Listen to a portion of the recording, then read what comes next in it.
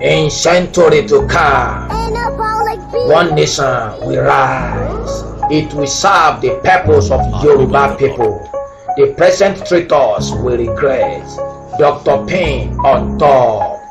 The high time has come. Get yourself prepared for the world ahead. The nation to come is brutal for us. Yoruba indeed. Ọmọ Yorùbá, ẹ jẹ́ ká ronú. Yorùbá nation kò gbọdọ̀ parẹ́. Ẹ̀yin ọ̀dàlẹ̀, ẹ jẹ́ lọ ronú.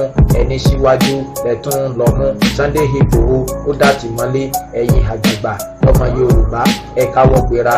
Àlà tún lè rí, tó tún lè ṣáájú, tó tún lè yọ wá lóko ẹrú. Ọmọ Fúlàní tí wọ́n ń pa wá.